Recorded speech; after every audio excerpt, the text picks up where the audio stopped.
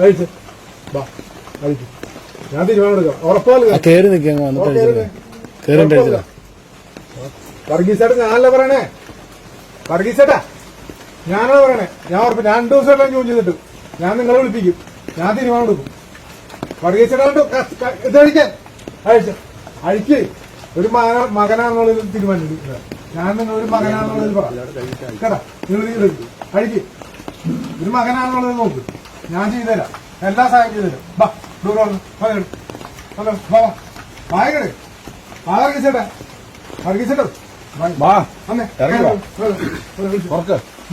ഇടുക്കിയിലെ ബിബിൻ എന്ന ഒരു പോലീസ് ഓഫീസർ ഒരാളെ ആത്മഹത്യയിൽ നിന്ന് പിന്തിരിപ്പിക്കുന്ന കാഴ്ചയാണ് ഇത്. നമ്മൾ പോലീസ് ഓഫീസേഴ്സിനെയൊക്കെ പലതരത്തിൽ ആക്ഷേപിക്കാറുണ്ട്, പള്ളു പറയാറുണ്ട്, അവരുടെ ഭാഗത്ത് തെറ്റുകളും ഉണ്ടാവാറുണ്ട്. പക്ഷേ അവർ ചെയ്യുന്ന നന്മകളും നാം കാണേണ്ടതാണ്, അഭിനന്ദിക്കേണ്ടതാണ്. ഒരാളെ ആത്മഹത്യയിൽ നിന്ന് പിന്തിരിപ്പിക്കുക എത്ര പുണ്യപ്രവൃത്തിയാണ്, ജീവിതമാണ് തിരിച്ചു കൊടുക്കുന്നത്. ആത്മഹത്യ ചെയ്യാൻ മനുഷ്യർക്ക് പല കാരണങ്ങളുണ്ടാവും. ആത്മഹത്യ ചെയ്യാൻ തീരുമാനിച്ചൊരു നിമിഷത്തെ അതിജീവിക്കാൻ അവർക്ക് സാധിച്ചാൽ ജീവിതത്തിൽ ഒരിക്കലും അവർ പിന്നീട് അതിന് മുതിർന്നു എന്ന് വരില്ല. ചേർത്ത് നിർത്താനുള്ളൊരു മനസ്സ്, സ്വത്തോ മുതലോ ഒന്നും കൊടുക്കാൻ നമുക്കാർക്കും കഴിയില്ല. പക്ഷേ ഒരാളെ കേൾക്കാനുള്ള ഒരു ചെവി, അത് നമുക്ക് ബാക്കി വയ്ക്കാം. ആ സന്ദേശമാണ് ഇത് നമുക്ക് തരുന്നത്. എന്നെ ഒരു മോനായിട്ട് കാണൂ എന്ന് ആ പോലീസ് ഓഫീസർ പറയുമ്പോൾ അതിനെ മറികടക്കാൻ അയാൾക്ക് സാധിക്കുന്നില്ല.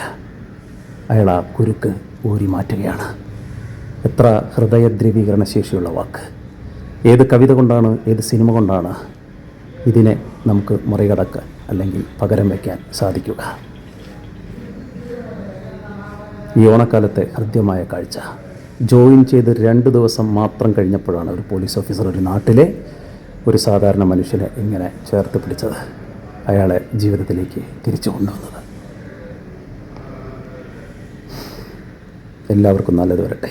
ആ പോലീസ് ഓഫീസർക്കും അവിടെ ഒരു അജ്ഞാത ശബ്ദം കേൾക്കുന്നുണ്ട്, അതാരാണ് എന്നറിയില്ല, അയാൾക്കും നല്ലത് വരട്ടെ. ആ വർഗീസ് എന്ന ചേട്ടൻ ഇനി ഒരിക്കലും ജീവിതത്തിൽ ആത്മഹത്യ ചെയ്യാം എന്ന തീരുമാനം എടുക്കാതിരിക്കട്ടെ. എല്ലാവരും ഉണ്ട് എന്നൊരു തോന്നൽ പടർത്താൻ നമുക്ക് സാധിക്കട്ടെ, സമൂഹത്തിന് സാധിക്കട്ടെ. സംസ്ഥാനത്തെ മുഴുവൻ പോലീസുകാർക്കും ഞാൻ ഈ വീഡിയോ ഡെഡിക്കേറ്റ് ചെയ്യുന്നു.